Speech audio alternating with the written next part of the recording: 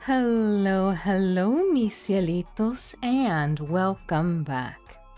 Coco is here, and I am continuing Raging Loop. But before we kick off, I just wanted to read a couple things.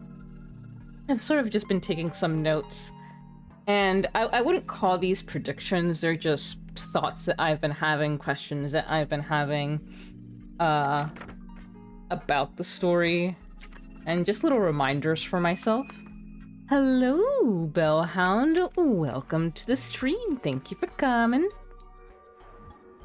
But yeah, let's just... So I've got here, Haruaki went on this trip, quote-unquote, to forget, presumably about his girlfriend. He calls himself a warped guy and attributes his, quote-unquote, once comfortable relationship going bad because of it. But I do vaguely recall him mentioning something about how his girlfriend treated me, and maybe that was a joke. Maybe that was just a joke, but it kind of was concerning. He did say that his girlfriend left him, however, not that he left her. He was real weird at the start of this, theatrically arrogant, talking about how he was a god just because he was a human or a customer. And he seems very different ever since leaving the market. I said, any possibility of him having died during the crash, perhaps crashing near the Saranaga did something to him, and maybe that's why this whole looping thing is going on. See, Chamy's light, the one that we found after the crash, was described as being buried, and perhaps I'm reading too much into it, but it doesn't feel like it would be that way from just being dropped. Also, when she asked us about why we thought she helped us out, there was a hidden option, so there's a potential that this was a lure of some sort. I don't feel confident in saying that, but I'm just considering that possibility. But that said, the devs could be aware that people might use the mechanics to try and figure things out, and it could just end up being a joke. That is absolutely something I would do. Like, we finally get the key for that question, and it's just something along the lines of, you wanted a drinking buddy. There's the question of, what did Haruaki study? He said that people might think it as something akin to forensics, but it's not that. I'm wondering, maybe he was a doctor. He was able to study the corpses without being all that affected by it, and overall it just seems to be very, very calm. There was a comment by, I think it was Taiba. Yes, I think it was by Taiba when Chamy was first making the argument that Haruaki should not have to participate in the feast, where she said, if you're here on the day of the feast, you must participate. And she was saying this to Kyonosuke. And that begs the question of, why did they allow the journalists to visit if they were aware of that? Because it seemed like everyone knew that the feast was coming, that the mists were coming. So that is very strange to me. The only thing that I might... I don't know, I don't want to say that, because that's kind of taking a leap. But perhaps they just felt they couldn't argue because of the circumstances of the village, that they all seemed to be sort of rejects of society. Maybe they were okay with some outsiders coming, since maybe they felt that that would increase the chances of a wolf being someone they didn't care about, but then that would also make the game a bit more complex. During the first feat, Haru had a reaction to Taiba saying that everyone had seen God, when Haru expressed doubt about it, about the existence of the Shinai.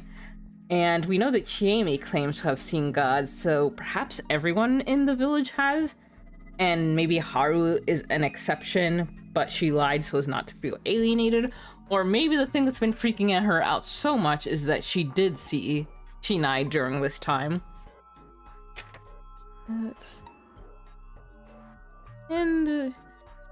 Yeah, I guess those are just some things that have been in the back of my mind. But let's go on. We returned to do another investigation of Takumi-san's house, but something strange had happened while we were gone. Kyonosuke-shi was still in the same spot, in front of Rikako Uematsu's house, waiting for her without even trying to hide his frustration.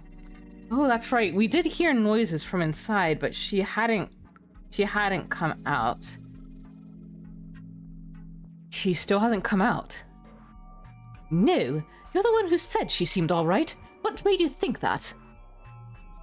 I heard sounds. Why didn't you call out to her yourself instead of just waiting? As if I could do something so rude. Why is she the only one you're nice to? Nosato is above Uematsu, isn't it? That was an interesting bit of info. I hadn't realized that the head families had a hierarchy. It's only natural to be considerate of women. I'm a woman too, though. I don't see a reason to be considerate of someone so hostile toward me, do you? Please stop. We just finished putting a body to rest. That was probably one of the reasons why they were so agitated, but my comment was enough to shut them up. Though yes, I'm worried too. She might need help if she's sick or injured. We may have no choice but to barge in. How improper! Was he the type of guy to report someone who undressed a girl to give her proper aid? What was up with this guy's priorities? Yeah, that's... oh god, that is something that bugs me so much that you... and I'm sure it's just a cultural thing, but you see it so much in a lot of visual novels or Japanese media where characters are in a dire strait, but because of propriety, they won't do the logical thing.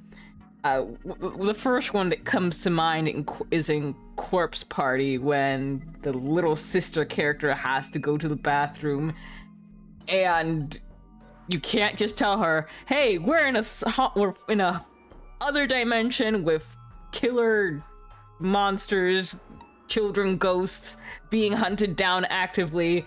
Just go in the corner." No, they have to do this whole thing where they find a bathroom, let the tiny little child go off on her own. And needless to say, that doesn't end well.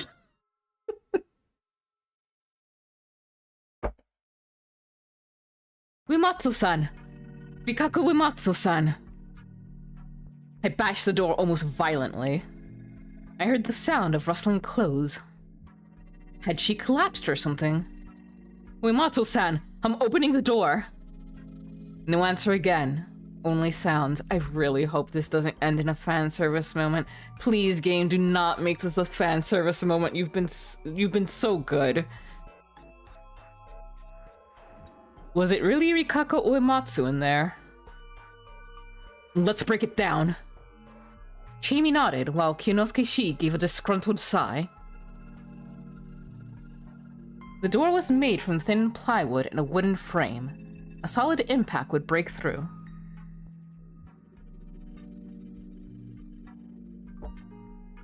I looked around and saw a few aged farming tools lying against some houses. The old wooden hoe and mallet were too rotten to work here, but the old axe looked just right. 1, 2... I lifted the axe and started counting, but had to stop midway. There was the sound of clattering. The door suddenly moved. Surprised, I jumped backwards and glanced at the other two. They were just as shocked, if not frightened. What's that? What do you mean? It has to be Rikako-san. Uematsu-san! There was no response at first, but a few seconds later the door shook again. A moment later, it fell silent once more.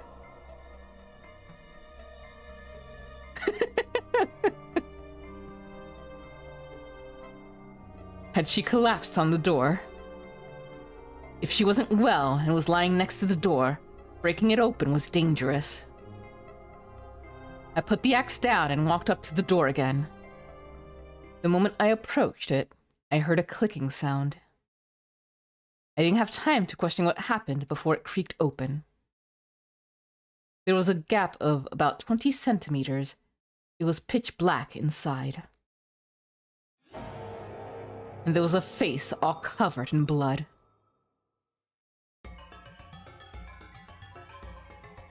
Oh, Rikako, you're looking a little different. It sunk back into the darkness the very next moment, but it was soon replaced by an inhuman scream and an arm that snaked out and grabbed for my neck. The grip had inhuman strength behind it. I ignored Chiemi and Kyonosuke's screams and tried to pry myself free. My throat was on the verge of crushing. The groans continued ceaselessly, the nails dug into my neck, and I was being dragged inside. Help! Someone get the axe! How the hell was she so strong? His arm clearly belonged to Rikako Uematsu, so why? Help me! My words got them out of their stupor and they ran up to me. As panic and lack of oxygen dimmed my vision, they grabbed, bashed, and tugged at the arm that was holding on to me. Damn it! Hey, let go! Just one finger! I don't know how long it took, but when I was eventually freed, Chiemi swiftly slammed the door shut. Bring something I can use to bar the door! Like what? Just shove the axe in it! Sitting on the ground in shock, I simply stared at their exchange. I could still barely breathe, my vision was hazy, and I couldn't think clearly. Something inside was trying to get the door open and possibly escape.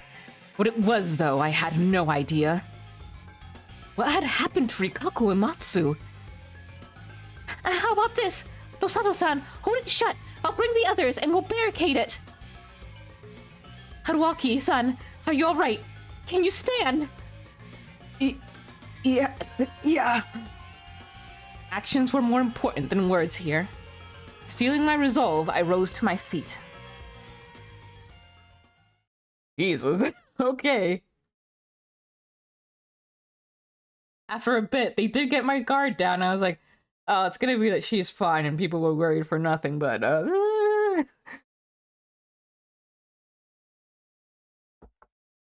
We gathered everyone we could still move and sealed off Rikako Uematsu's door and windows with planks, nails, large farming tools, and whatever else we could find.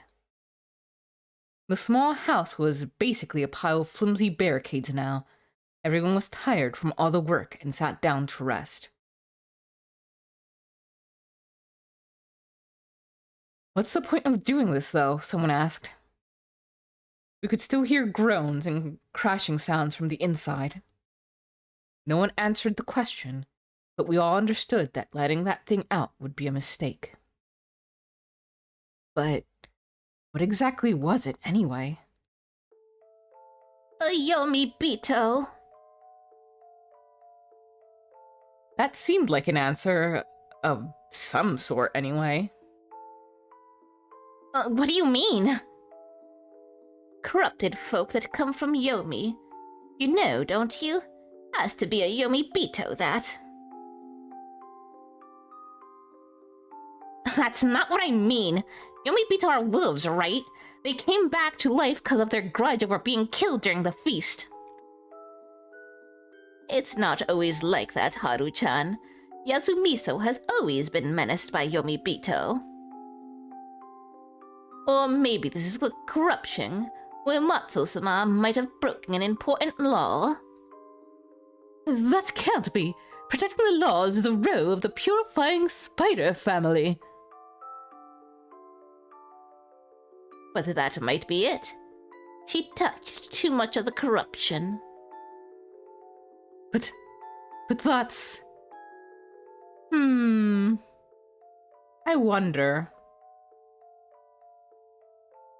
wonder if maybe, if that was her and she was corrupted, if maybe the reason that happened was because she did give the go-ahead for us to not participate in the feast. Which I would feel real bad. But I'm just surprised that we ourselves are not...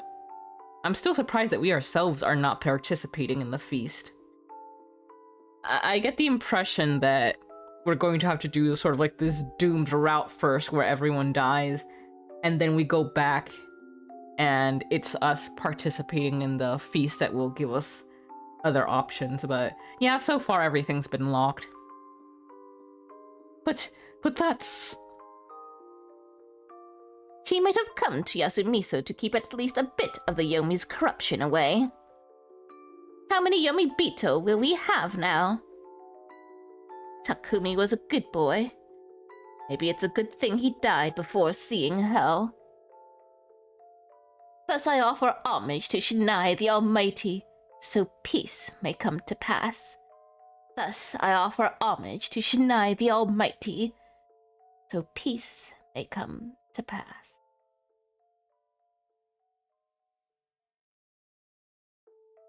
A silent prayer. Her eyes were teary and her shoulders were shaking. Wait, then Rikako-san is... Yomi Bito must be hanged. That didn't sit right with me. The rule was that breaking the laws meant getting the corruption, and getting the corruption meant being slaughtered, right? It was the first time I'd heard that it was possible to do something about the corruption, and that she'd died because of that. Logic had little ground here, so the people were gradually losing their minds. They were being pushed closer to death.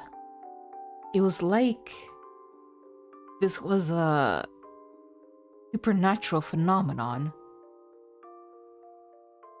Hey, Cody! See you're hanging in there.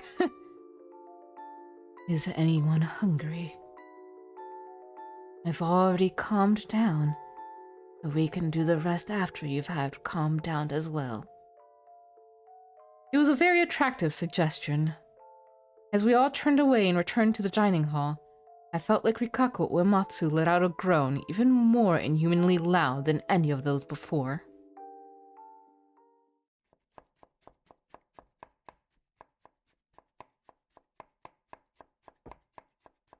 Once we arrived, the place was dominated by a heavy silence.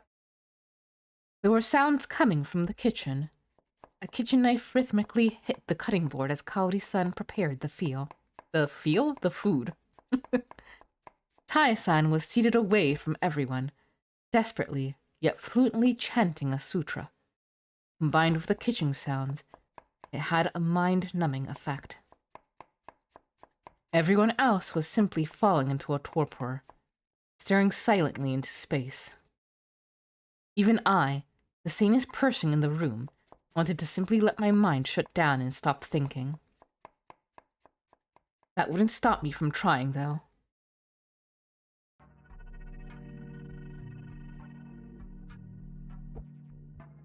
Rather than trying to evaluate the details, I decided to return to square one and summarize the current situation. Takumi-san was dead. That left me, Chiemi, the two Oribes, Kyonosuke-shi, Tai Yamawaki-shi, Meiko, Rikako Uematsu, and Haru Makishima. A total of 9.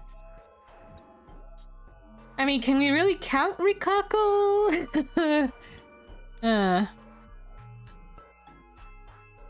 And Rikako Uematsu. I didn't want to say she'd become a Yomi Bito or something, but it was clear that she was in a condition that left her functionally useless. Normally, the right thing to do here would be to take her to a hospital.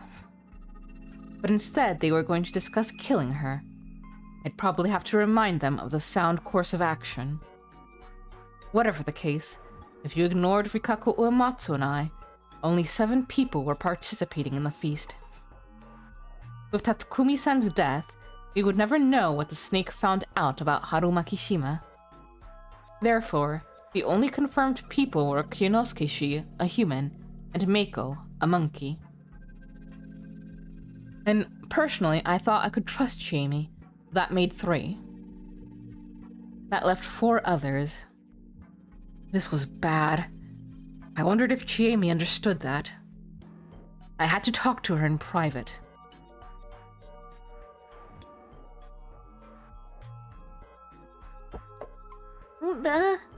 Where's One-chan? We kept Meiko away from all that happened this morning, so she was still in the dark about Rikako-san. She's not feeling too good. Leave her in peace. Okay. Hey, can I go outside? Isn't it dangerous? I'll look after her. She'll be safe if she stays close. The two left. Yasunaga. What? There's something I want you to fetch. I'm going to use the bathroom. More and more people left. They probably didn't feel comfortable standing up until now. Tai-san just continued chanting, though. It was like she lived in another world. Beside her, all that was left was... Haru-chan. The way she constantly shifted in her seat made it clear she felt uncomfortable. Sorry about Takumi-san. I tried talking to her. Yeah, Chieni always relied on him. What about Rikaku Uematsu-san? I didn't like her. She creeped me out. Chiemi-chan seemed fine with her, though. That's 'cause she's strong. When did Uematsu-san arrive here?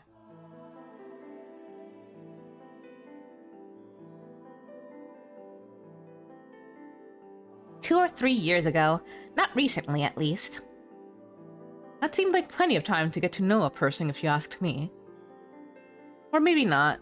Yasumisu's people had been suffering at the hands of the village heads for generations. Of course they couldn't just accept her. I hear she's one of the village heads, but what kind of family are the Uematsu anyway?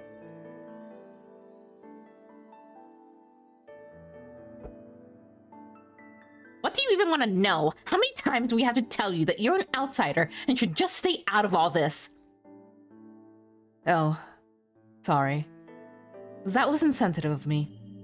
Let's talk about something else then, alright? Fine. I looked around. As I saw Yasunaga-kun walk upstairs, I lowered my voice and asked,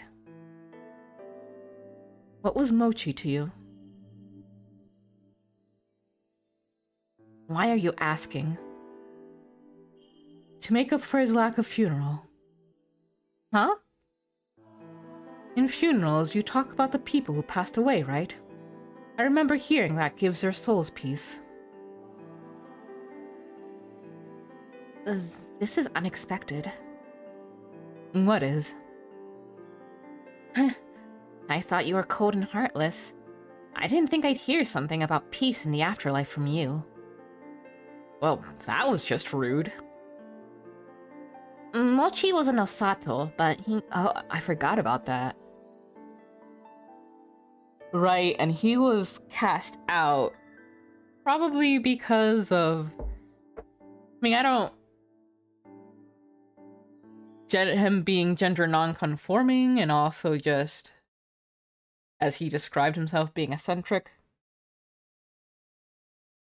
Mochi was an Osato, but he never acted like he was better than anyone.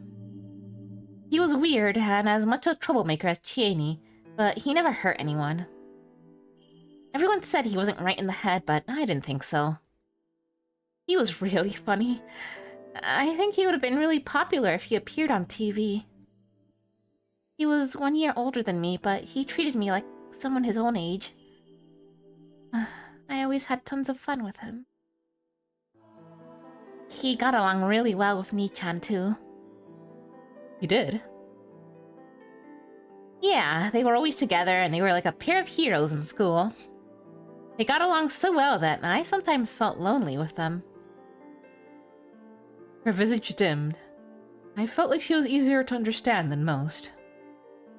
If Mochi had really liked her, it must have been a tough love. She hadn't even looked at him in that regard, and being with Yasunaga-kun even made him a target of her jealousy.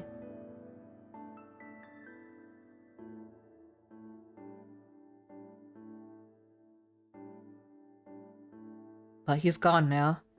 Yasunaga-kun must feel terrible. Yeah. Why not help him out? Yasunaga-kun was going up the stairs again. I gestured at him with my chin. Huh? He's doing something for his mom, and Chiemi-chan's outside. I don't think you can replace Mochi, and Chiemi-chan's probably the best person for the job.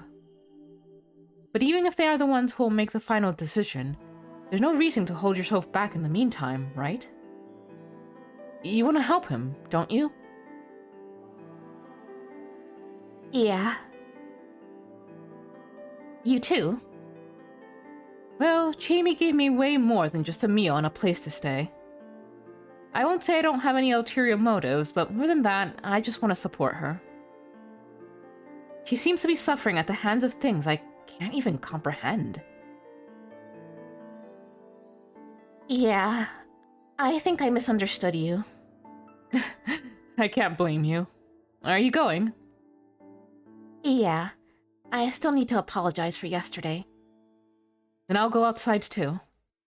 Well, that was a really sweet conversation. We stood up at the same time. Though Haru-chan was always on edge, deep inside, she was a really honest girl. I worried that she'd fall victim to some scumbag like me down the road. Whoa! That's a pretty... I don't know, like, he makes a lot of comments like this, and maybe it's just a joke, or maybe it's just him being self-deprecating, but it always seems like it's some pretty harsh language. Like, scumbag is heavy. Oh! What? Maybe she'd really run away. Never mind. Forget I said anything. She cut herself short and hurried upstairs. Apparently I'd gained some of her trust, but it didn't look like I could get anything more useful than that bit of advice.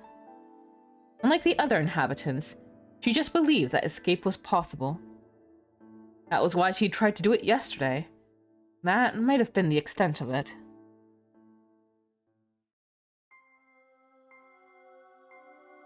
So, who do you suspect? Haru-chan and Yasunaga-kun. I walked up to Chiemi, who was looking after Meiko, and we started a conversation. I can understand Haru-chan, but Yasu-kun? We have 4 suspects, Tai-san, Kaori-san, and them. He was the only one out of those who was outside when Mochi died yesterday. And considering how cunning the wolves are, I can't imagine it being anyone but him. He's that devious? Yeah. Really? Why did Takumi-san die today? Huh? What do you mean? He was obviously killed by the wolves. That's not what I'm asking. Huh? What do you mean? Oh, I think I get it. Because the spider didn't protect him. Right. The spider is probably already dead. Huh? Wait. When you think about it, on the first day, Takumi-san was protected by the spider. And yesterday, no one actually said that the spider should protect someone else, right? Yeah. That means that the spider once again protected Takumi-san. He's way too valuable. At least, that's what should have happened if the spider was still alive. Well, that's true. Since the feast started, the ones who died before Takumi-san were Kanzo-san, Yoshitsugu-kun, Mochi, and the old man who cried wolf. And we know Mochi was one of the monkeys. Yoshitsugu-kun was very brazen. He really wanted to protect people, but... And maybe it's just because he's stupid, but I think if he was the spider, he would have probably figured that the best way to do that would be to keep safe himself. So I kind of think it's not him. Wait. I don't know, maybe it is him. Actually, okay, wait, Kanzo-san, I'm trying to remember who that is. He's the older man. He was like the other sort of elder. You know, and the old man who cried wolf, I don't know if he's a reliable, since he's kind of just saying shit all the time, but he could be that trope of actually very intelligent and knows how to play things. So actually maybe Yoshitsugu Kun is, I don't know.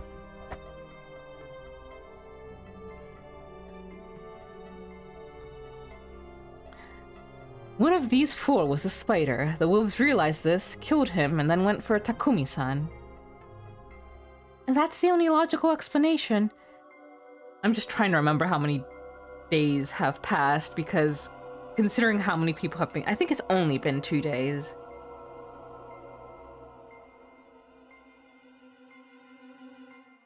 Huh? Aren't you overthinking it? What if they just assumed the spider was gone because 4 people died? That's the optimistic take, but if we're actually dealing with someone clever, underestimating them would be a fatal mistake. But then how'd they find out who the spider is? You're too loud.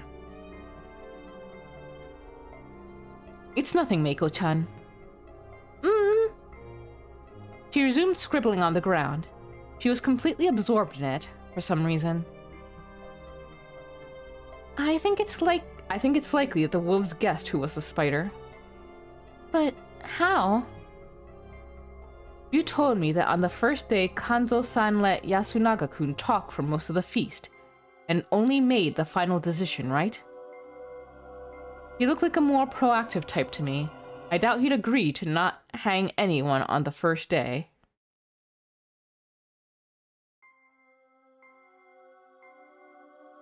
Well, that's true, but what about it? If he'd spoken up and taken the initiative, he could have easily controlled the situation, and most of his decisions would have been good cause.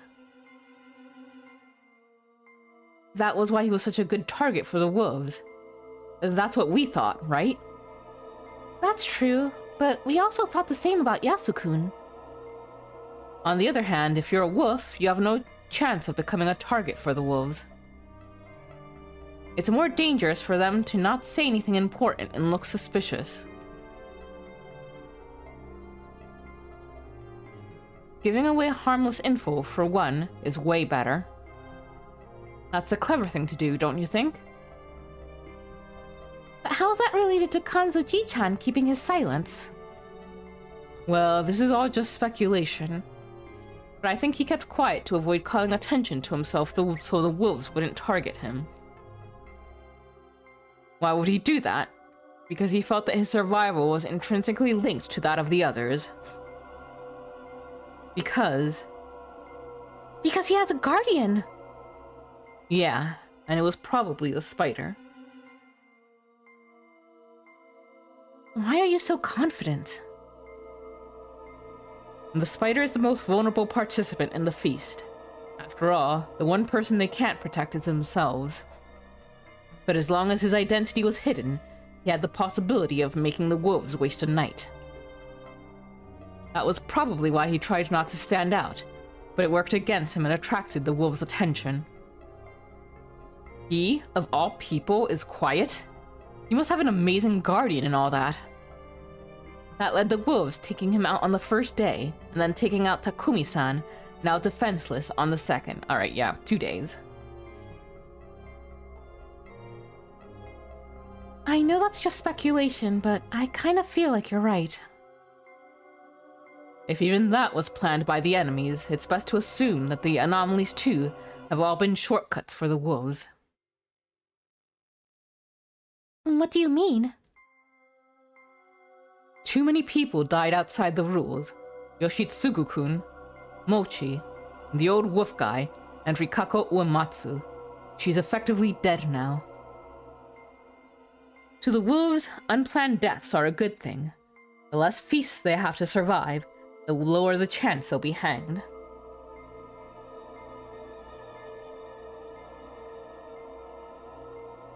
Then what if they planned for those people to die? I see your point, but how could they pull it off? They could tell Yoshitsugu-kun to walk around outside at night, basically sending him to the corruption.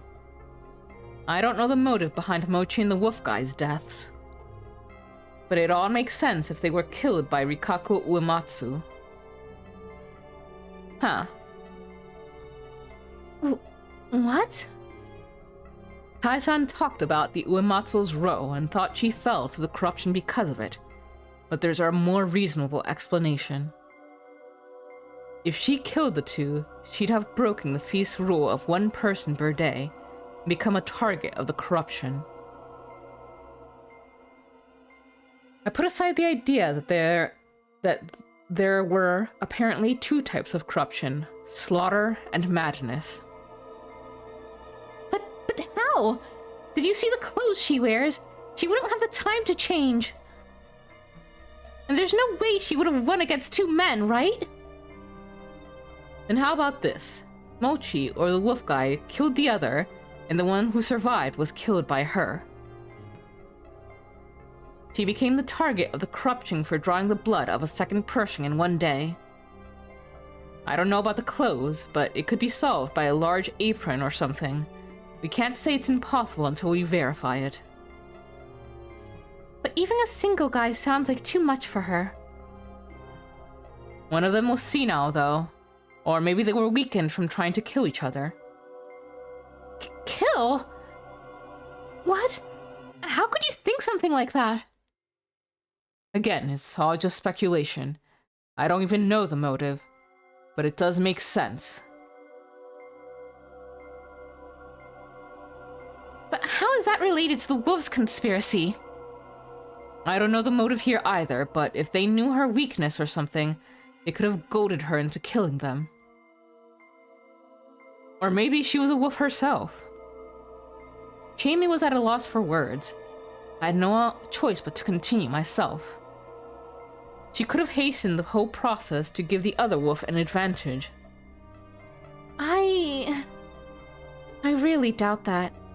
Getting themselves killed would be really bad for the wolves. True, considering the number of wolves and humans, losing one wolf to take out two humans isn't a good deal. But there was no guarantee that everyone would realize that. Not everyone acts logically. There's lots of illogical stuff going on, and predicting their effects is impossible. No, I don't want to hear that. But you can't give up, can you? I don't want to think anymore. Sorry. I said too much. Don't worry, I'm the one who should be sorry. But, yeah, this is a bit hard for me. I'm just confused what the motive would be for the humans. Because right now he's presenting the idea that his two suspects are Yasunaga and Haru. So why would the old man and Mochi try to kill each other? I mean, especially Mochi, since they had already decided they were gonna hang the old man. If I recall, I'm a little fuzzy on recalling why. I think they were giving the old man like a last wish and he just wanted to walk around, well, and Mochi was accompanying him. I really don't think you people need to keep playing along with this. I'll help you escape if you want. We can't. I just know that if you're born here, you're fated to die here. That's just a baseless delusion. Someone who can't see God would never understand. Yeah, I won't. How troubling. It really was troubling. If this was some tabletop fun for the whole family game, I'd have already punched the GM and left.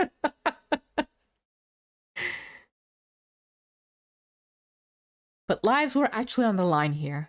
Not just my own, but also that of someone I kind of liked. We made it this far, yet she was uncooperative. Maybe I was going about this wrong.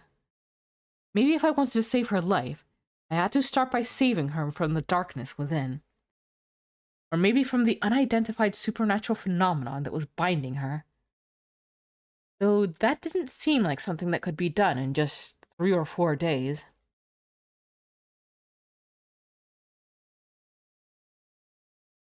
Still, I'd struggle till the very end. I couldn't participate in the feast myself. I had no choice but to leave it to Chiemi. I didn't say anything more to her. I just chose to believe she'd overcome her inner conflict soon. Meanwhile, Mako's drawing had grown so large, it felt like she would get lost in the mist. Hey! I left Chiemi and went to Mako. She waved at me. Good thing she was kind of used to me now. What are you drawing? Those are guardians. Guardians? One drawing showed a warped circle with a line just as strange going through it. But I could see what it was. It looked much like the Higuchi family crest I saw in the dining hall. There were 4 of them. Apparently, the others were hard to differentiate. Oh, that whirling drawing was the same as the one on the stone. The symbol of the Yomotsu Okami. I see. Shinai-sama's guardians. Did Onei-chan teach them to you? Yeah. What about these? They're not guardians, are they? They're cattle. I certainly wasn't expecting to hear such a vivid word from a girl about 4 years old. Animals, huh? Yeah, this is a cow. Mm-hmm. This is a donkey. Oh. This is a pig. Ah. The ground wasn't the best canvas, and the little girl wasn't the best artist. All I could really tell was that they all had 4 legs. And this is? Me. It had 4 legs, though. Well, whatever.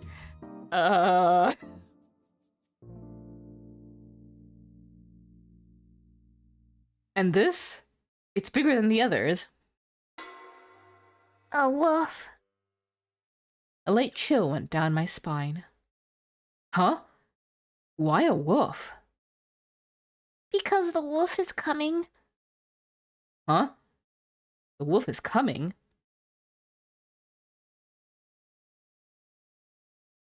That was like... Because the wolf is coming, I had to run far, far away. Hold on, Mako-chan. You know the wolf? I haven't met him, but I know he's scary. Is this the same wolf as we have here? Huh? Where's the snake and monkey? I don't know. What does the wolf do? Eat the cattle. Eat? Yeah, they said the horse was eaten. Apparently this had nothing to do with Fujiyoshi's legend. I had no idea if this was from a picture book or her imagination, but there were barely any links between the stories. At least that we know so far. Or maybe I was rushing to conclusions. Who told you this story? It really happened. Where then? Far away. Far away, huh? I've been walking for so long. Well, it didn't look like I could get any details from her. If far away referred to the land of myth, and it actually had truths regarding Fujiyoshi's legend that weren't told here, What the hell was I thinking? Land of Myth? How stupid. I should just calm down and file it under more info that made no sense to me. I see. It must have been hard. I'm hungry. Same here. Let's go back. Okay. As we turned around, I saw Chamie stand up in the mist again and hesitantly beckon us.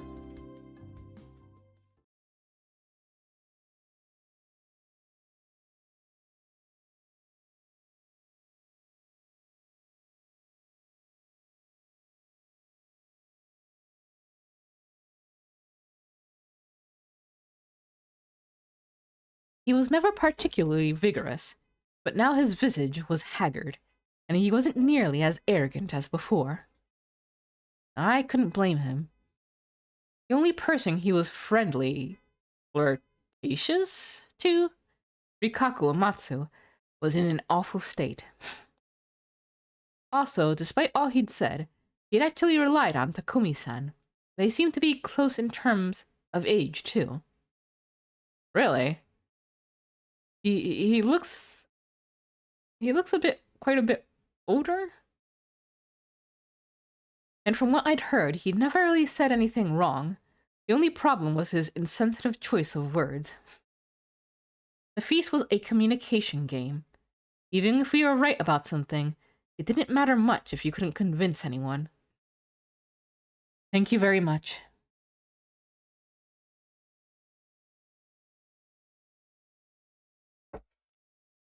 Still, he was one of the mere 2 confirmed humans. Treating him badly and making him upset wouldn't help at all. I had to be courteous. Let's go. Yeah. Hungry, aren't we, Meiko-chan? Chamie had calmed down a bit. I'd already told her my suspicions, and now had to hope she handled the feast well. All that was left now was to get some nutrients to support my hard-working brain, right?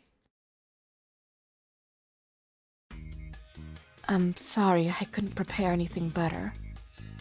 She ladled what appeared to be rice gruel from the large pot. It was a thick white soup with vegetables, rice, and something brown inside. Game meat. Is it fermented? Yes, the fresh meat was spoiled. Chiemi-chan, I whispered to her.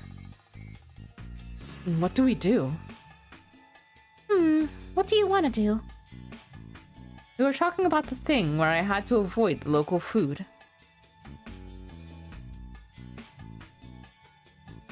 You know what? I'll stick to my diet until the end this time.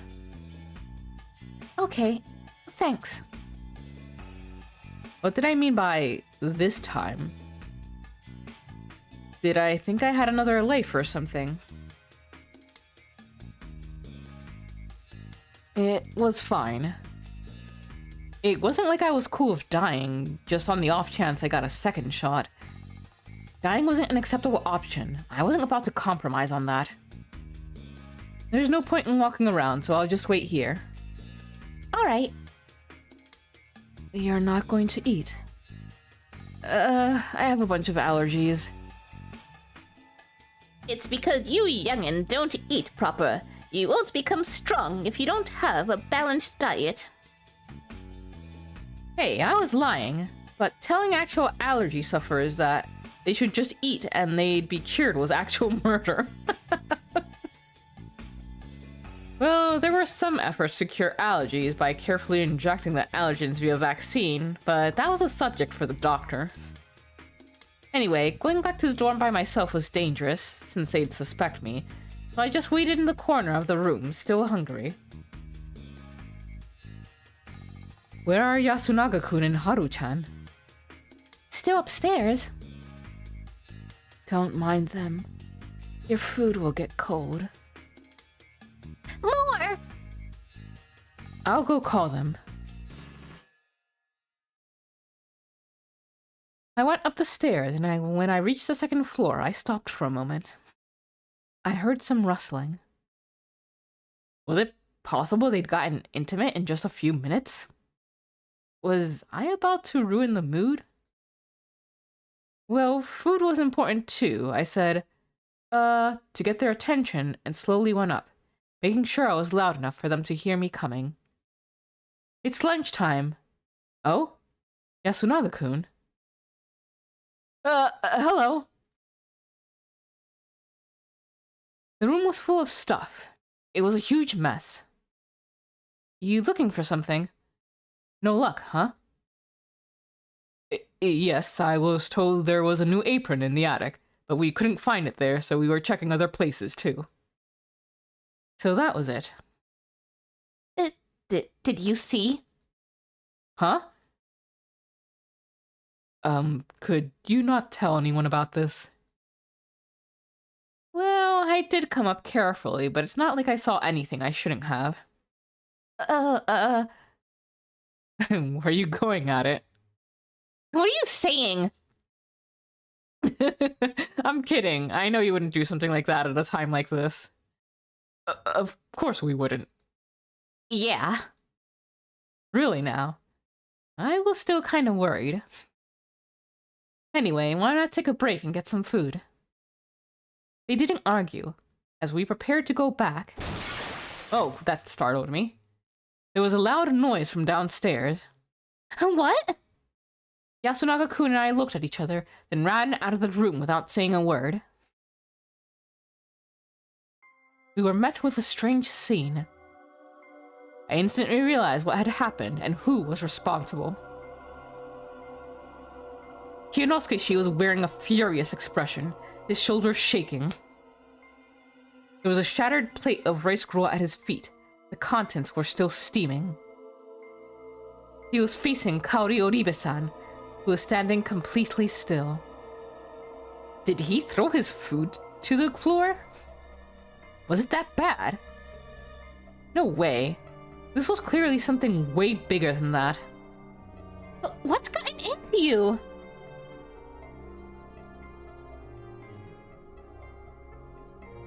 Chiemi and the others didn't seem to understand either. They shifted uneasily.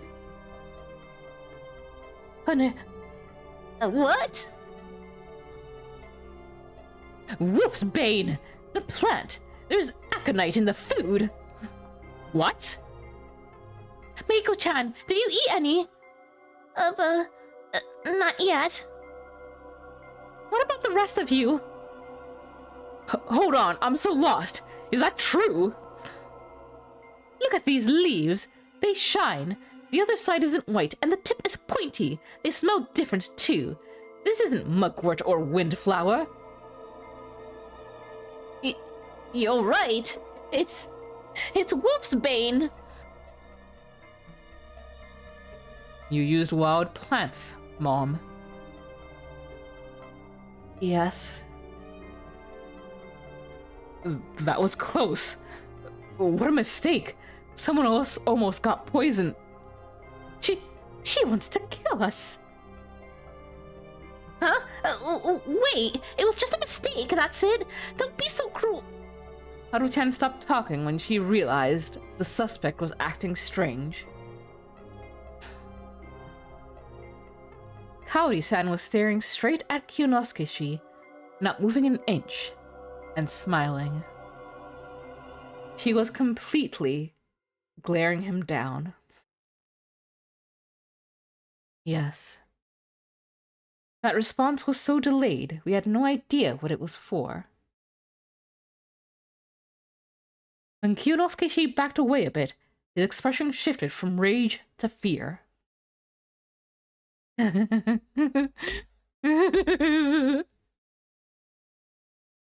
Mom?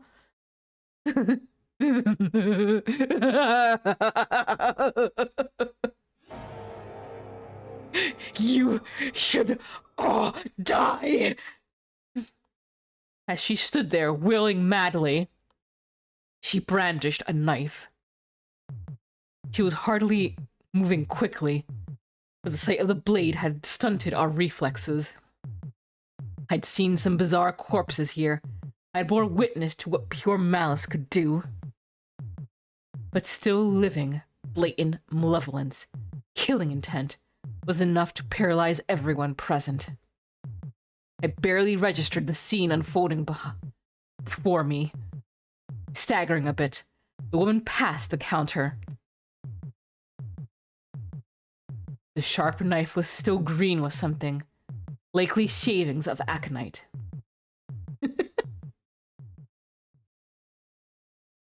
She raised her voice and aimed her poisoned weapon at the nearest target, Kyonosuke-san. Ah.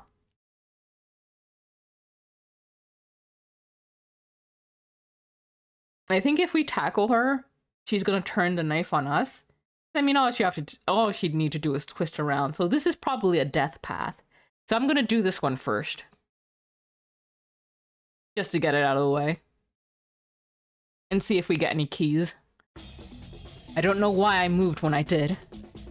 I was a man of words, not of impulse. In times of crises, I was the type to turn tail and run after making some sort of parting threat. I shouldn't have been on good enough terms with either Kyonosuke-shi or Kaori-san to risk my life for them. Yet when I came to my senses, my body was dancing, charging straight for Kaori-san with my right shoulder. And after a brief struggle, we collapsed. Exactly, Belle, let's go. I heard her let out a strained cackle in my ears. I had to change my posture. Unless I pinned her knife hand down, I'd... But in the end, it turned out I really wasn't cut out for the job. These roundabout thoughts were just delaying the inevitable. When the madly laughing woman embraced me, my thoughts ground to a complete halt. She stabbed me right in the back. Simple as that. To her, I was just another obstacle that had to be removed. I didn't know if the wound itself was fatal, but I could tell that the blade had sunk in incredibly deep. And it was coated in leaf green poison. It must have been a near instant death. Wow. Is Wolfbane really that instant? My mind quickly grew hazy, yet my final moments were those of self-reflection.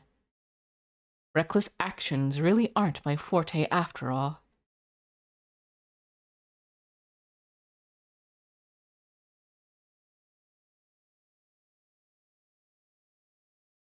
No. そういう夢だったってわけだ。次はもっとうまくやれ。羊が1匹、羊が2匹。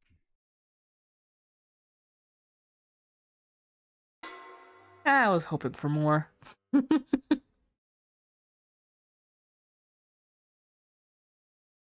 All right.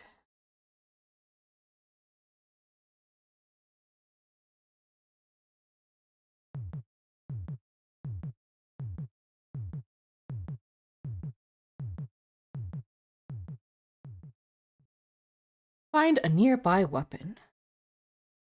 Let me take a bite of my apple real quick.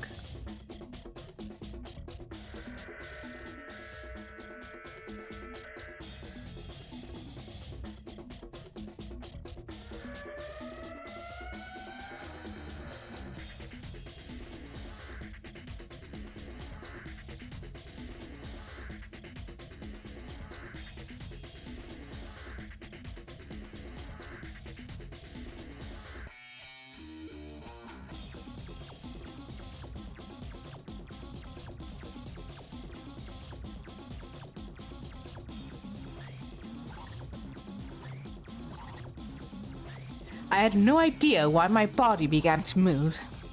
I grabbed the nearest chair without even thinking about it. It was old, wooden, and heavy. Picking it up made me lose my balance for a bit. I pointed its leg at the would-be murderer and dashed forward as fast as I could. A crash, a cry of pain, a scream. Amidst the cacophony, I attempted to keep Kaori-san pinned down. I pressed the edge of the chair against her knife arm. She cried out in pain and the blade clattered to the floor. Jamie then quickly kicked it away. In hindsight, it all happened in a mere matter of seconds. In fact, Tying her up was way harder, but with her foaming at the mouth and struggling. In the end, we bound her limbs and gagged her to silence her bloodthirsty screams. With that done, we'd had no choice but to face reality. I know I'm probably not the best person to ask, but what do you even do about this? 6 of us stood in the mist right outside the dining hall. Kaori-san was locked inside. She's also become a Yomibito. No, that can't be. She's just not feeling well. I guess she was really pushing herself. Of course she was. Do you have any idea how important Yoshitsugu was to her? He was foolish, short-tempered, and annoying, but...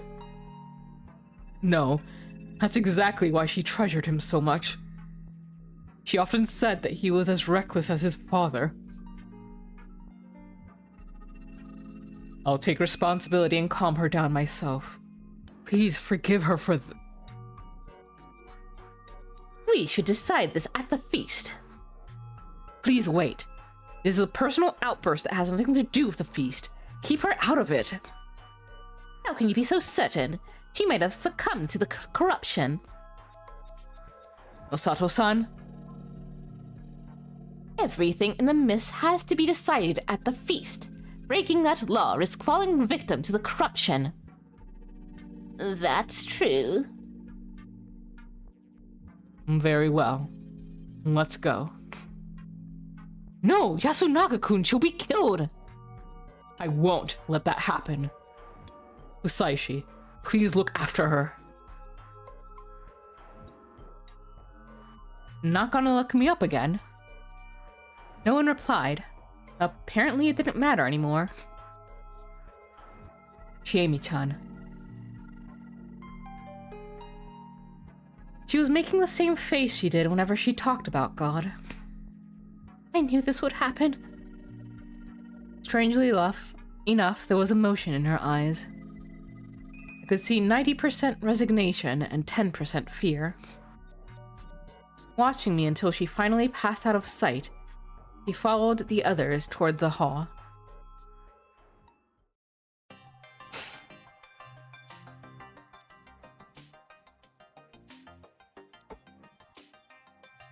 Where's the sake?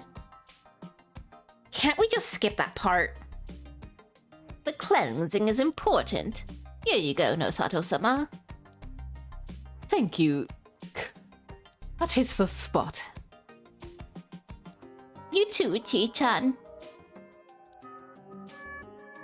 Yasu-kun. You just take a lick. What about One-chan? Uematsu-sama can't be here anymore. I'll look after this girl. What's the point? Chieni, get a grip! And let's begin. I vote to hang Madame Oribe. For what reason? She's dangerous.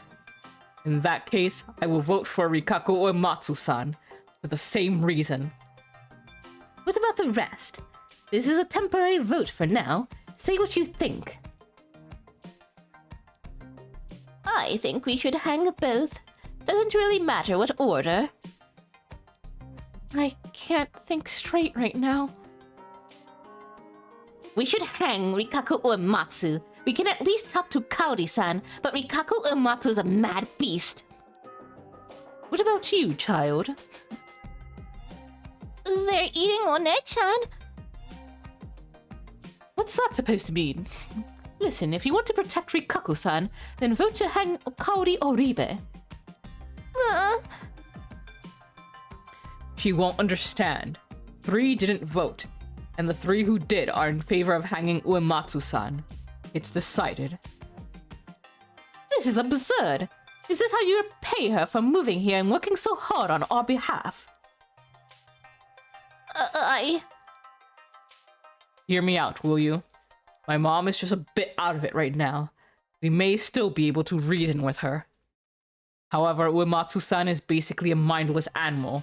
He doesn't even have the capacity to vote on things. Unlike Mom, she's a Yomibito now. Even if we hang my mom today, what will we do tomorrow? Do you have a way of fixing Uematsu-san? Looks like it's decided. How simplistic. I know you're biased because Madame Oribe is a relative, but you don't see the big picture. What? Think about it. Our top priority is to kill the wolves. That comes before all else. Yomibito aren't wolves, are they? That basically proves that Rikako-san isn't a wolf. Huh? What do you mean? Remember the legend. The wolves are Yomotsu Okami, beings already corrupted by Yomi. Do you really believe they can become Yomibito as well? Yamawaki-san, what's your opinion? That might be true. Here's a hypothesis. Powerful corruption slaughters you like it did those journalists and your brother. However, weaker levels of corruption cause madness. Mad guardians are wolves, while mad humans are Yomibito. That means that the corruption's punishment can only be slaughter for wolves, and either slaughter or Yomibito transformation for humans. That's just a convenient delusion. Indeed, I have no way to prove it, but I can make it more plausible. If wolves could go mad due to the corruption, would they even look like Rikako-san does? These are beasts disguised as humans. Would they truly look like that if they'd gone mad? I think the beasts would show their true selves, the bestial fury. Is that what happened to Rikako-san? No. That might be true. Then maybe we should hang Kaori-san first. Taiba! You're basing your decisions on fairy tales. We've had actual deaths here. This is ridiculous. I'm the one who's ridiculous. To accept the fear of the corruption means to accept the legends. See, I've accepted it. Fearing the corruption while disregarding the legends is what's truly ridiculous, don't you think? Janie. I'm afraid of God. I'm afraid of this God who toys with us as we dance on his palm. What are you saying? Regardless of... No. Because of that. We need to fight back against our fears. For that, we need weapons. Haruaki-san. Huh? Why him?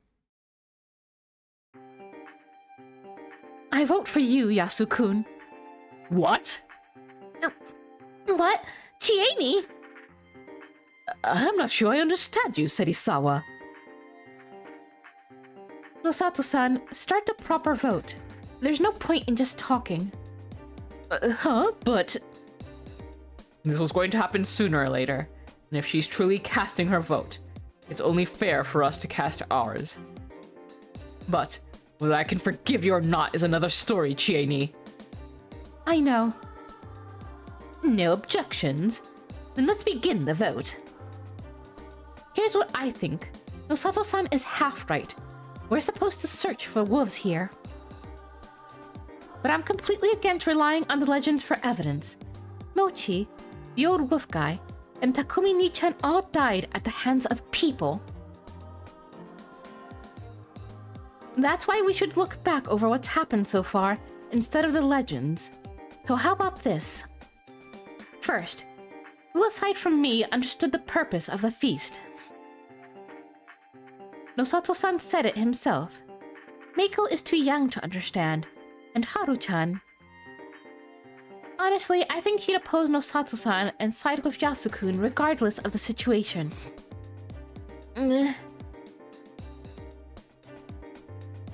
Taiba-chan would look to legend, obviously. She's the biggest believer here.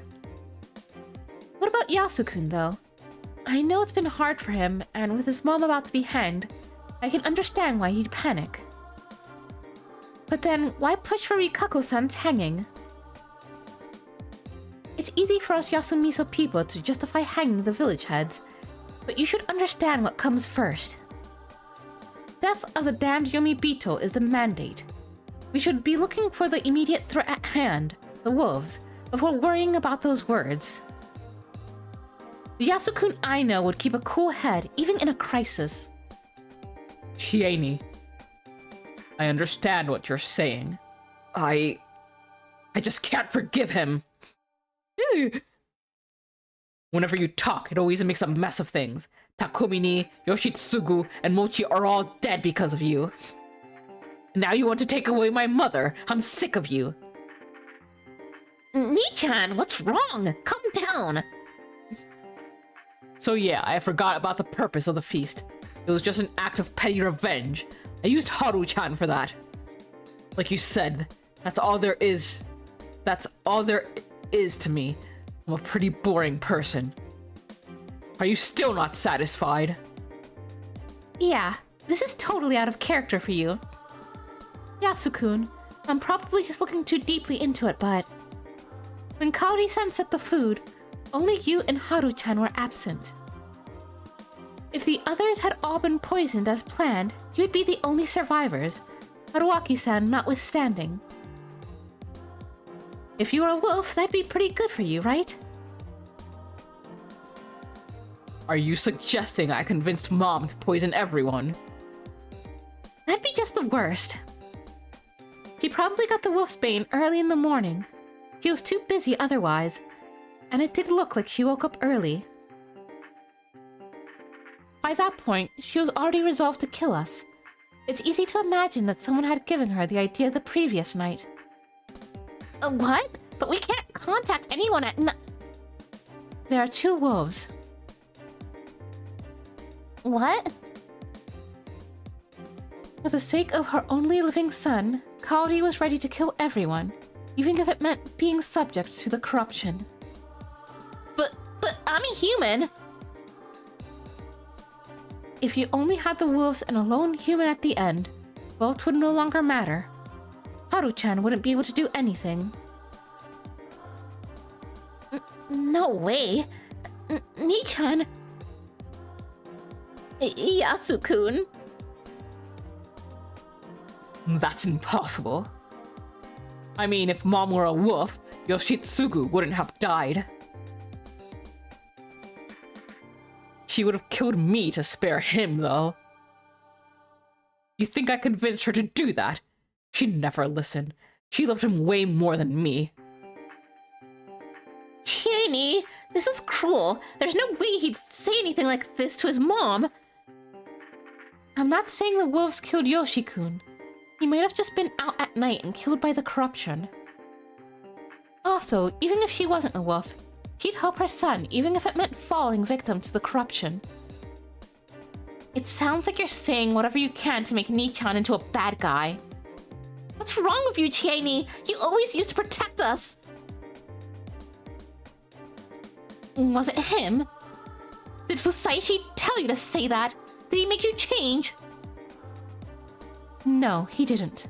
I'm just following his example and thinking for myself.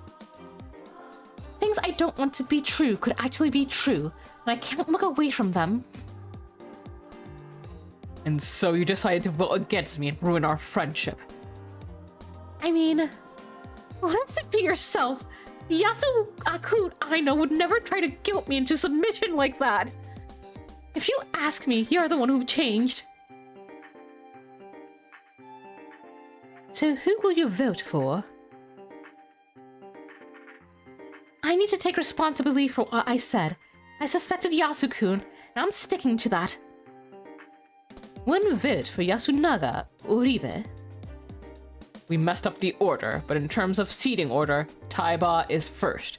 How will you vote?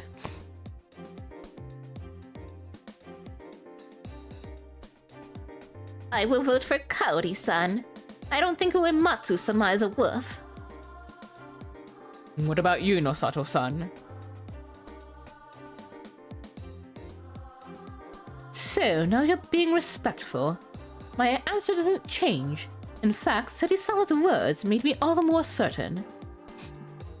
Yasunaka Oribe, In all honesty, your current attitude makes it hard to believe you're a wolf. But it's like your mother is. One vote for Cody Oribe. What about you, Yasunaga Oribe? I'm still voting for Rikako Uematsu-san. I'm voting for Rikako Uematsu too. Oh boy.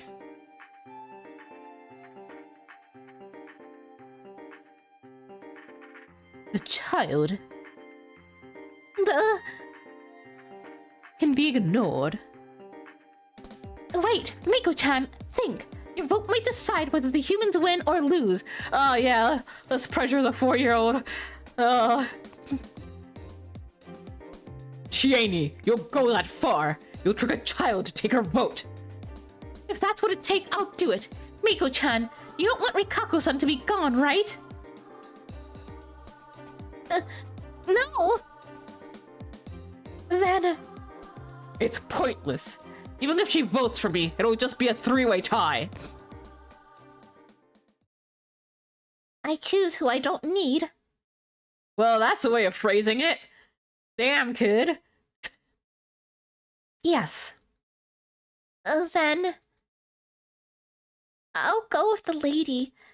She was scary.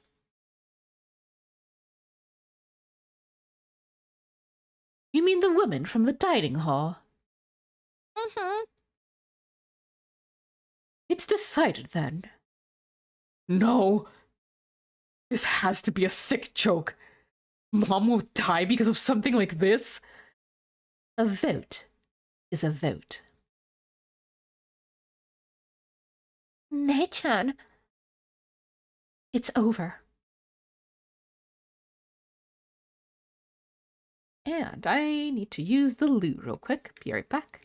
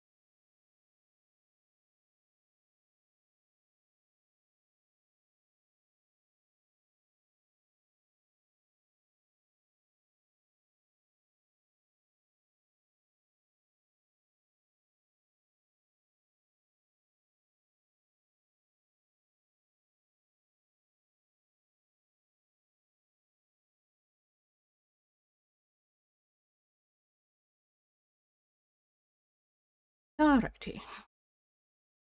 I heard muffled screams and sobs from the dining hall behind me. Gagged and tied, Kaori Oribe was still wailing. She couldn't move properly and had a pole fixed to her shoulders, but I was still worried enough to check every now and then. Lack of change helped calm my nerves, but at the same time I resented myself a bit for it.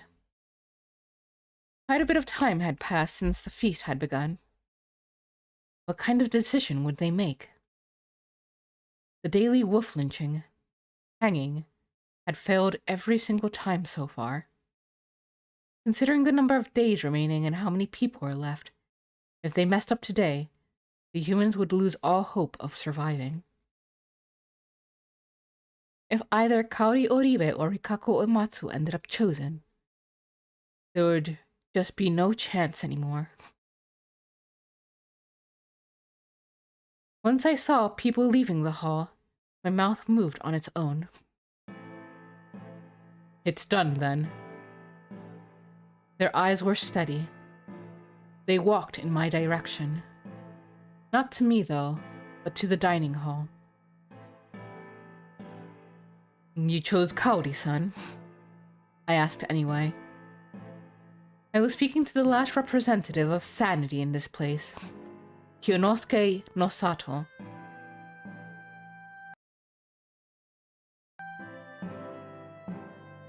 Move! We didn't even converse.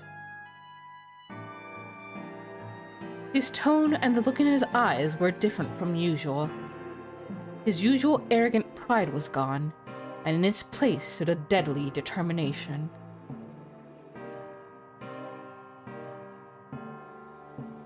Yasunaga-kun!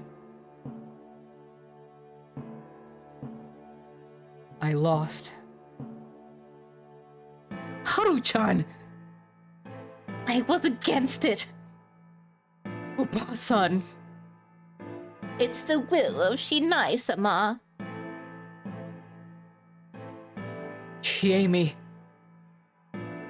Haruaki-san, take the girl. Meiko was at the rear of the group. Somewhat hesitantly, she walked up to me. I moved aside to let them pass. They all entered the dining hall and dragged out the victim. The one holding the ropes and doing the dragging were Kyonosuke no Sato and Chiemi Serisawa. Following behind was Tae Yamawaki, prodding her onward with a bamboo broom. Stop. As his mother cried out in pain, Yasunaga Oribe followed the group, hand in hand with Haru Makishima. Oh god, this feels not great. This is like obviously there's been a lot of terrible things happening here, but this one's the one that's twisting my stomach. Stop them. Haru Makishima was bawling. Yasunaga Oribe was shaking, not even trying to hide his sobs. His face was warped in anguish. Someone. As the group faded away, the gag fell out, and the victim's voice grew loud.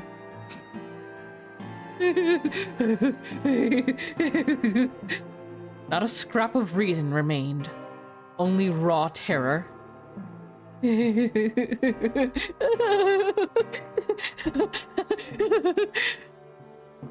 Or perhaps madness. Oh, please, someone beg for her life. However, I didn't hear any pleas to the very end, and I painfully realized I wasn't participating in the feast. I wasn't part of this life selection game bound by otherworldly rules. Don't look. I turned to Meiko away, hugged her, and covered her ears. Because of that, I couldn't cover my own. Parent-like dedication. What a weird idea. Anyway, as the group disappeared into the mist, I somehow felt as though the screams, or laughs, grew even clearer. I was subjected to this illusion until the very end. During the final moments, the mother called out her son's name. It was the name of the elder son, and he responded by calling for his mother. But at the very last moment, it felt like the victim shouted out a different name. It was a strange sound, followed by silence. Meiko. Meiko's body was surprisingly warm. In response, she just nodded. Let's escape from this place tomorrow. She nodded again. give up on Rikako Uematsu. Mako started crying. I let her go, took her by the hand, and led her to the dorm. There, I took all the remaining food I had, and I escorted her back to her place. Lock up. I'll come pick you up tomorrow morning. Still crying, she nodded. Eat this. All of it, okay? I gave her some food and closed the door. Once I turned around, I saw them. Today's feast is over. There wasn't a hint of emotion in his voice. I see. As one who didn't participate in the feast, I was in no position to criticize or support them. They just turned around and returned to their places, leaving no indicator whether they'd actually heard me.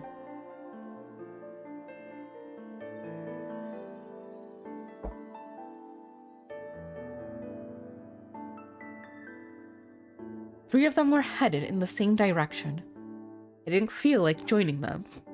Instead, casting a glare at their backs as they walked. My powerlessness was killing me. Under the assumption I would die tomorrow, I decided I would go through the mist down to Saranaga. Strict taboo here. What kind of death would that get me? Would I be injured?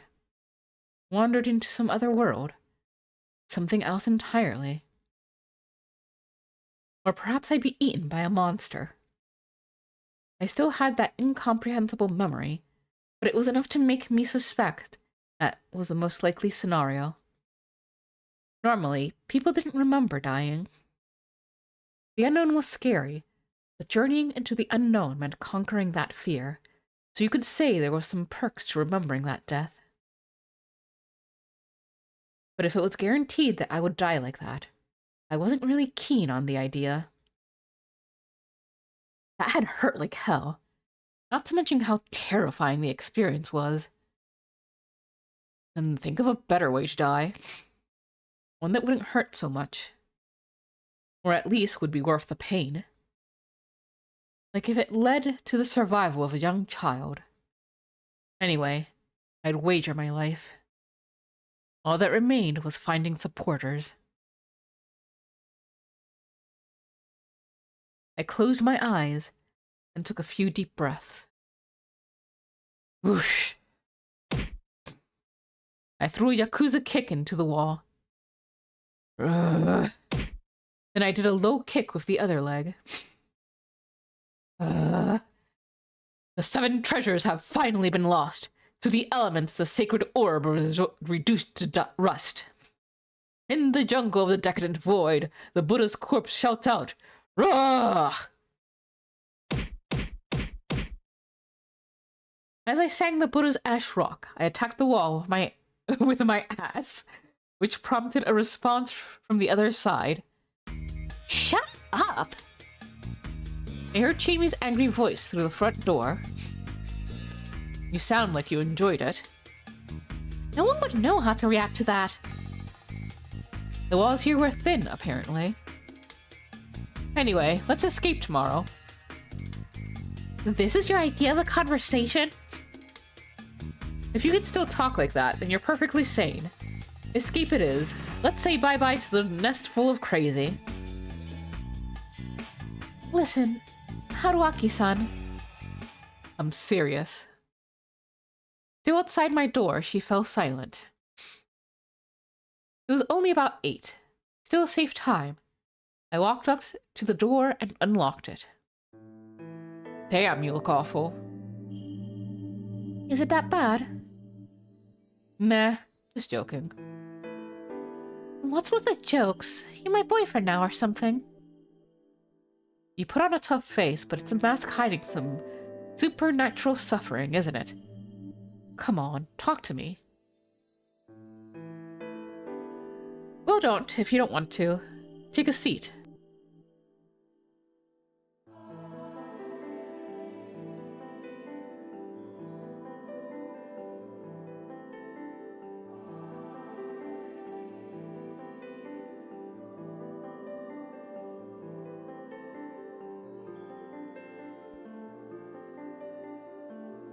Pardon the intrusion. Alone in an empty room, we sat cross-legged and looked at each other. Tell me what happened during the feast today.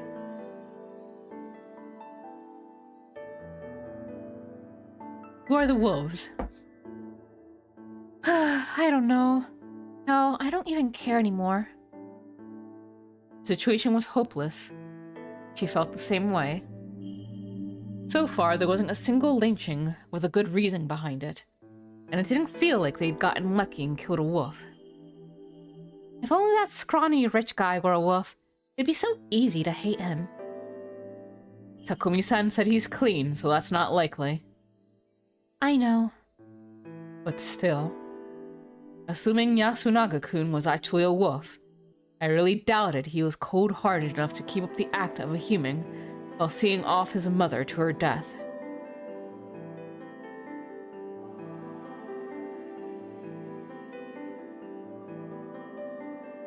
Like Shamie had pointed out, it was best to assume Kaori-san had only done what she did for her son.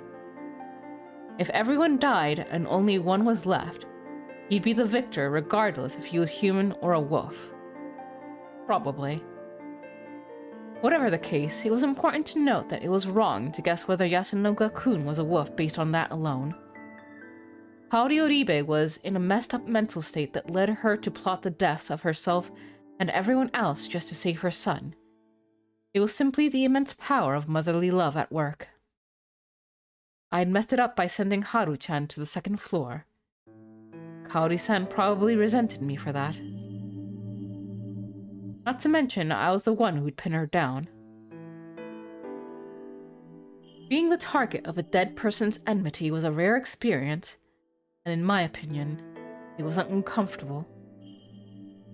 Turns out I couldn't follow your example. My example? Yeah, I tried to think and did stuff, but, well... Was I a bad influence on her? Well, carefully deliberating your actions was never a bad thing, obviously. Also, it was worth noting she pointed out that Yasunaga-kun trying to guilt-trip her wasn't like him. Her own intuition was important too. Besides him, there was Tae-san, who believed nothing but the superstitions, Haru-chan, who always agreed with Yasunaga-kun, and Meiko, the one who sealed Kaori-san's fate. Everyone is suspicious. Yeah, that's why I don't care who it is anymore. Shamie hung her head. I've decided to help Meiko-chan. How? By running away with her? I'm telling you, it's pointless. It's better than just sitting around waiting for death, isn't it? And if she turns out to be a wolf, you'd be down to one. Lucky day, hmm? Would it be? I don't know anymore. I killed someone. She said it casually, but I could tell that it was hard for her to say. It's not your fault. I responded equally casually. I felt like breaking the illusion would be too much to handle. Wow, it's like you don't care at all. But you were against it, weren't you?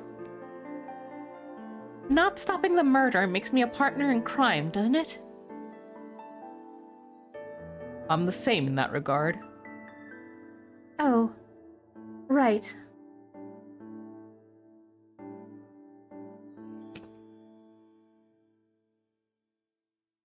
Also, the law would understand that you made the wrong decisions because of the circumstances. Law, huh?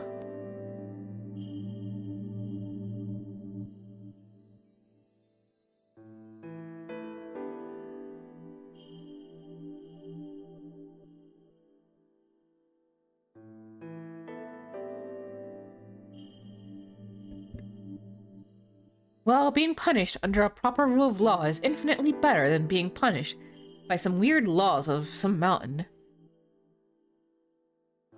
Or what? Do you want to die a supernatural death? No dice, huh? Yeah. Man, this was complicated. Is it God's fault?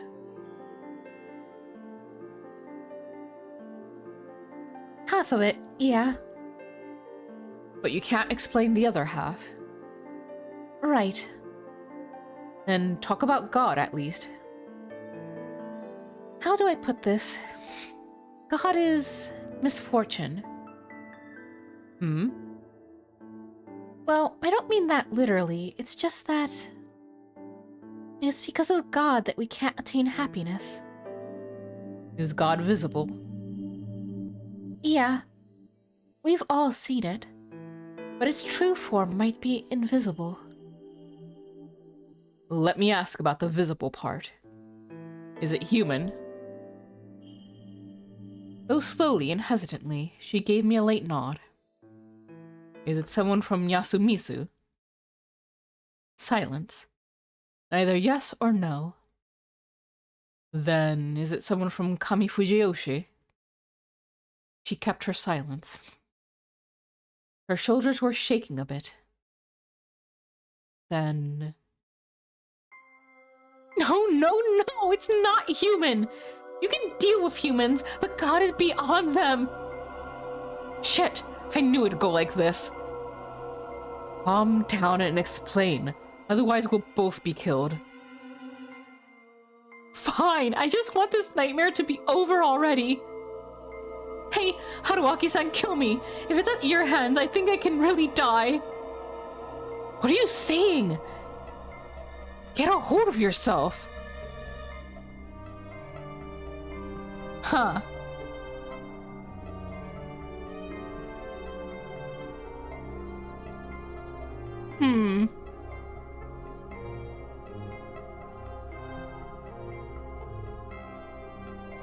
Is she also looping? I am! I'm not corrupted! I'm not insane! I'm not! It's Fujiyoshi that's crazy! It's God that's crazy! Is God some state of being? I just kind of blurred out something without thinking. Jamie was clearly in a state of panic.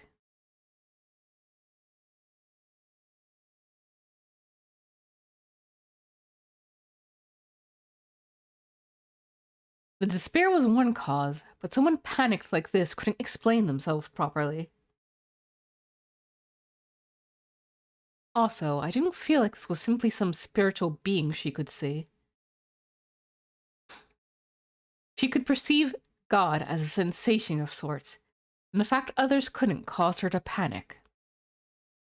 Explaining a sense like that wasn't easy, and trying to explain it in detail was also a reminder of how much it scared her. I had to try and understand what she was sensing, and find a better word for it than God. That was what I thought to myself after saying those words, but why did she suddenly go quiet? She was raising her head, and her eyes were wide, staring right at me. She'd completely stopped voicing her pain. Did I hit the nail on the head? As I considered that possibility, I felt a cold, damp breeze from behind me. He wasn't staring at me. He was staring at something behind me. I turned around, following the direction of her eyes. How long had the front door been open? Had I forgotten to lock the door? Oh, that's rad as hell!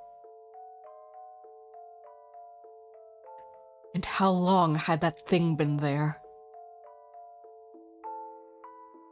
There was a person outside.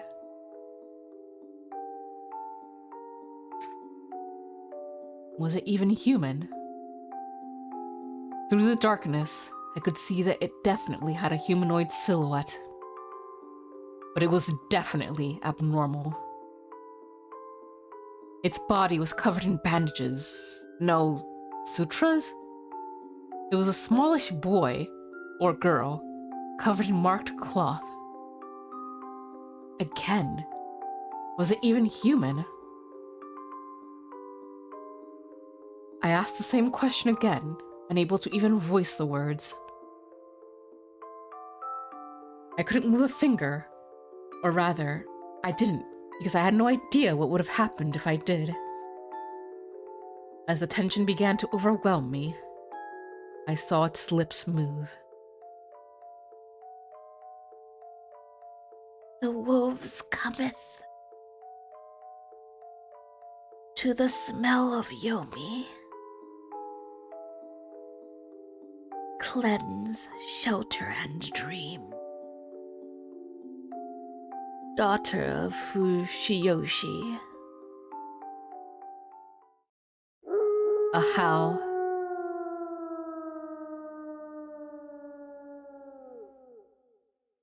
I heard something fall. Turning back around, I realized it was Chiemi. Chiemi! Still confused, I rushed over and caught her. It was a momentary loss of consciousness. She hadn't fainted. She just seemed to be drifting at the border of reality. Hey, wake up! Why am I here? What was that thing? What thin... Weird. I'm so sleepy. Sorry, I'm going back. Chiemi stood up. Her eyes were utterly devoid of life. She headed to the door. It was locked. There was no one there. Or it was closed. I set that matter aside for now. Chiemi was way more important. I had to stop her.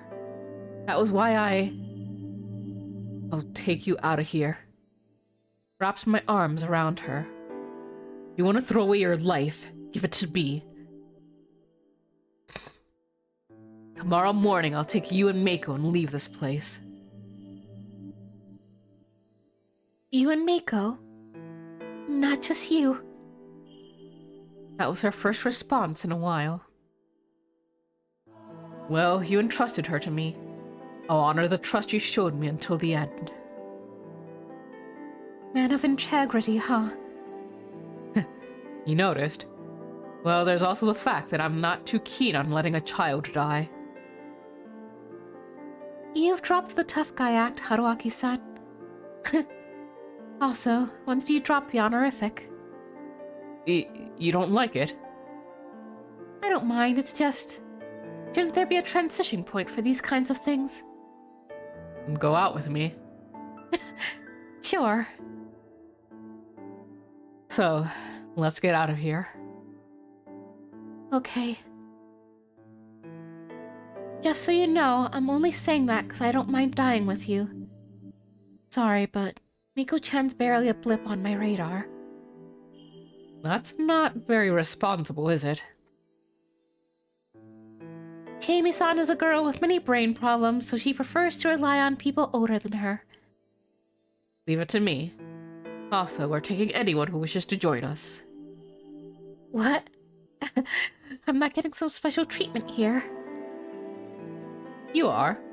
The others have a choice, but now that we're dating, I'm taking you whether you like it or not. Not sure I'm happy about that one. Did you know I'm actually not a very popular guy? Haruaki-san. Thanks. Her teary voice compelled me to embrace her.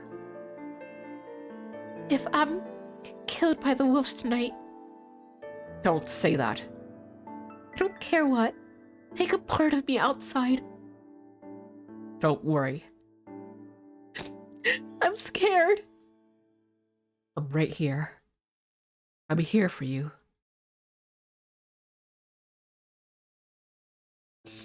It hurt to say baseless things. Even so, I kept on saying whatever I could to make her feel better.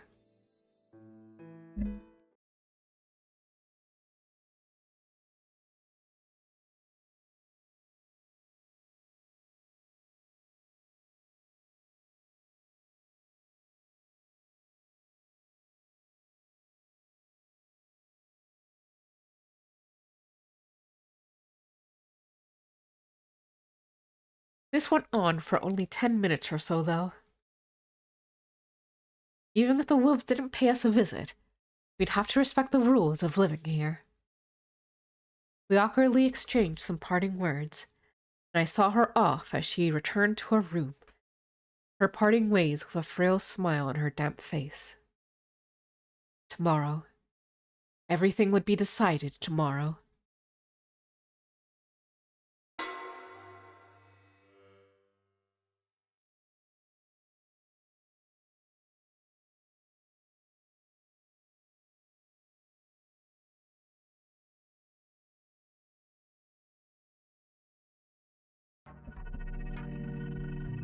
Another morning. Aside from being really hungry, I woke up the same as always. I hadn't died. The only real difference this morning was that I could go outside as I pleased. It was still misty out, and I couldn't see much beyond the dorm.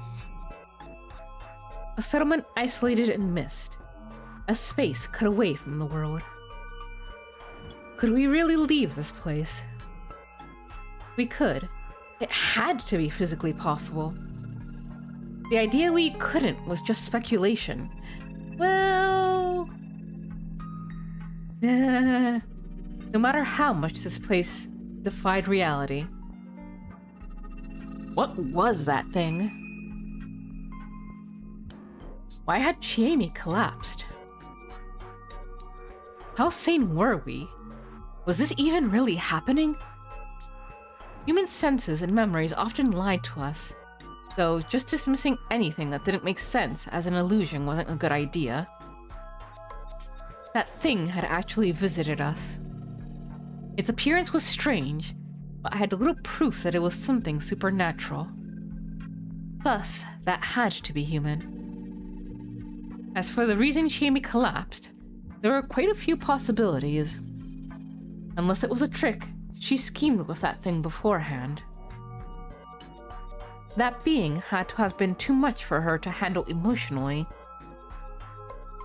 What did that thing say again? The wolves cometh to the smell of Yomi. Cleanse, shelter, and dream. Daughter of Fujiyoshi, was it? It was basically seemed like a fancy way of saying get back to your room and sleep. So it was a warning from those who made the rules. Then, was that something on the mountain? Great Lord Shinai's side? No, to be honest. I'd say it was more like something from the other side. I mean, it kind of fit my image of a Yomi beetle. It wore sutras in place of clothing, and the cloth over its face reminded me of a funeral shroud. The word corruption seemed particularly fitting. It had a really sinister aura. To me, anyway. Though it was strange. Great Lord Shinai was the enemy of the forces from Yomi. Yomi Beetle wouldn't act as his messengers. This contradiction... it was quite eerie. An alluring unknown. But that didn't matter now. My goal was to let Chiemi and any supporters we gathered escape. I returned to the room, made my futon, and started searching again. The futon was the only thing in the closet. There was nothing I could use as a weapon. I gave up, left the room, and went to Chiemi's. If the worst had come to pass, I had to fulfill her last request. I guess if she said take a part of her with him, then no, she isn't also looping. She gave me a pretty large knife with a sheath, probably used for hunting. Got anything for yourself? I lost my kitchen knife, so you'll have to protect me, alright? Sure. I had zero confidence in pulling it off, but sometimes bravado was important to hold on to. We went to Haru-chan's room. It wasn't locked. The room was no bigger than the others, but it was a huge mess. But it didn't look like there was a corpse present. She'd either already woken up and went outside without locking the door, or her corpse was somewhere outside like Yoshitsugu-kun. I'd gained a habit of expecting the worst.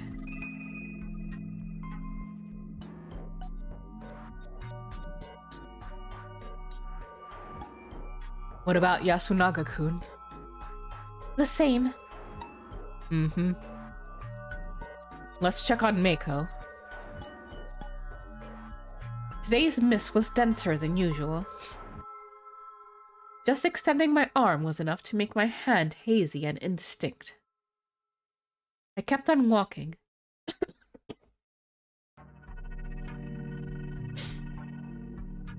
Knife in my right hand and Jamie's hand in my left. The settlement was way too quiet. We headed for the village plaza.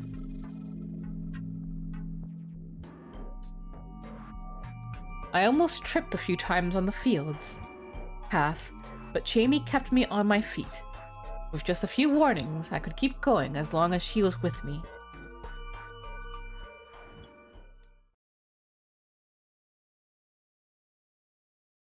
We arrived at the plaza.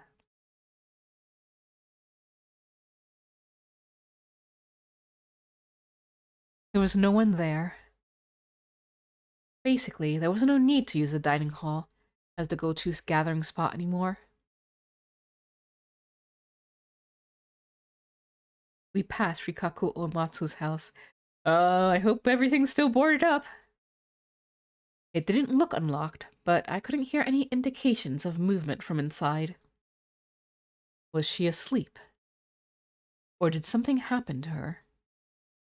Whatever the case, I had no choice but to ignore her. It was here, right? Yeah. Meiko's place was open. Thankfully, all I found inside was just a messy futon. It was the same as Haru-chan's room. But now that it happened with 3 people, it was safe to assume something wasn't right. Jamie, sorry, but you can have this back. Huh? I gave her the knife and grabbed the stick lying against the house. What's wrong? I need a weapon I can actually use. But aside, where do we go next? The hall, right? As it turned out, that was exactly where the other inhabitants were.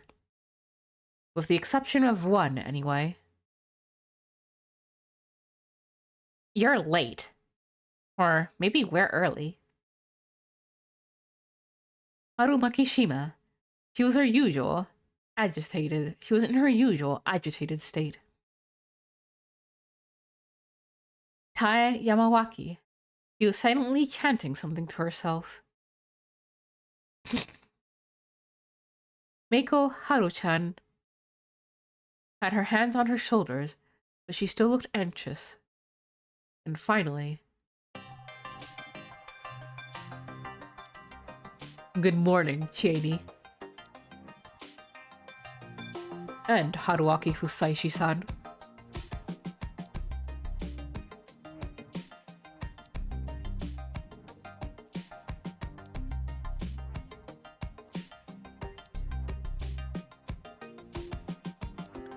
Yasunaga Oribe. His face was grim. Those were all the people here, meaning that... So they finally got Nosato-san, huh? A simple process of elimination was enough to know who was gone. Anyway, it was time for the first battle. Meiko, come here. She tried to walk to us. No! But Haru Makishima stopped her. It was time. I raised my stick and... Huh? So you finally reveal your true colors, Fusaishi-san. Yasunaga Oribe stood in my way. Oh. He had a menacing-looking grass sickle in his right hand. He readied it for a swing at me. You're the cause of all this misery here. It's the end, so I knew it would come down to pure strength. No way! Huh? What? You were tricked. He's the one who caused all this. Not letting him join the feast was a mistake. If we'd hanged him, Mom, Yoshitsugu, and everyone else would still be alive. Wait, that's... We'll hang him today. This will end everything. Yasunaga-kun, you shouldn't try to advance the situation based on a story no one knows. What about you? Why did you try to attack? Oh, good point. I'll tell you. I want to take back the hostage. But that's... Well, before that, let me just help Jamie-chan understand. Look how confused she is. Huh? What? They didn't say another word. Jamie and Mako were the only ones who seemed confused at all. Basically, the others had prepared for this. Ignoring who's a wolf here, there's two important things you gotta keep in mind. First, yesterday, I told Mako that I wanted to escape the settlement with her. It's best to assume everyone heard of that. Escaping the village is taboo. I know that. The question is whether letting someone escape makes you a target of the corruption. That was why you secured Mako first thing in the morning, and I can totally understand that. The other thing is that Chiemi and Yasunaga-kun ended up on opposing sides yesterday. Owing to that, today's feast would be a one-on-one between them. Since Haru-chan would almost always take Yasunaga's side, he'd have an advantage. But with Tae-san and Mako as swing votes, his victory wasn't guaranteed. That's why you decided that reconciling with Chiemi and going after the only outsider here was the safest way, right? You're wrong.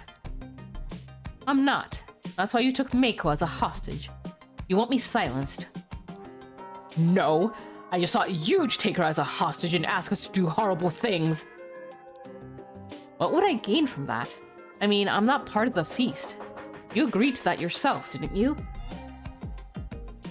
That was a mistake.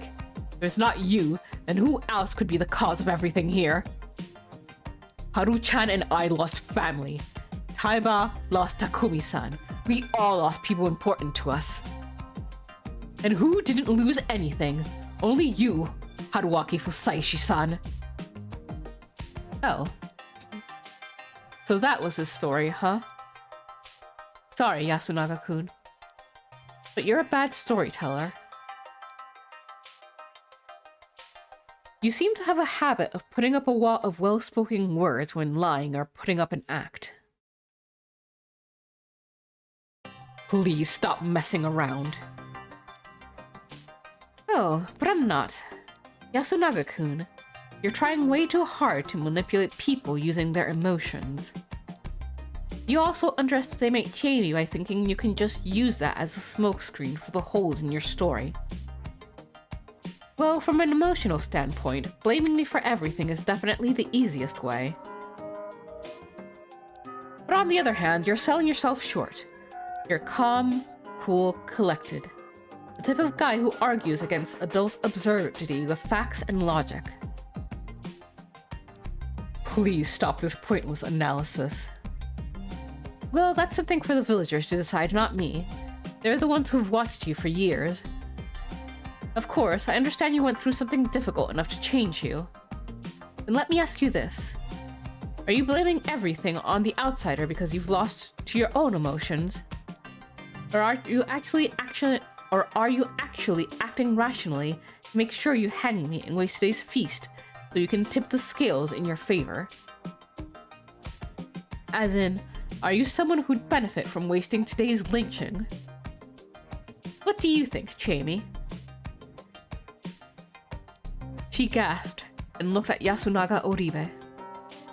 There was suspicion in her eyes, not trust. You could have just said that I was a wolf. Yet you didn't. You just said I'm the cause of all this. Because you're a wolf yourself. You hate lying, don't you? You know when the chips are down, you have to commit to the lie. Cheney, you're gonna believe him! Making an emotional appeal in the face of cold logic is a bad move here. You need to fight logic with logic until the end. Shut up, what do you know? You just wasted time not doing anything because you couldn't. He had a point there. I did feel like shit about that. I should have joined the feast from the get-go. If I had, I wouldn't have wasted time on pointless arguments and autopsies. However, you know, right here there's a guy who can think for himself, but just played along with some dumb superstition, letting both his brother and mother die. As an adult, I'm really mad at him, Yasunaga-kun. Once I said that, Yasunaga Oribe hung his head and fell silent. 10 seconds of silence were enough for everyone to realize he'd lost the argument. However, the expression on his face was abnormally calm.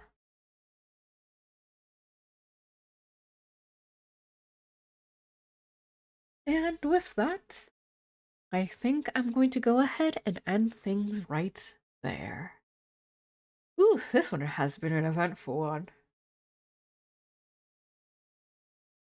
And I'm not sure... Huh. Also food for thought. I will have to vegetate on this. But thank you all so much for coming on by.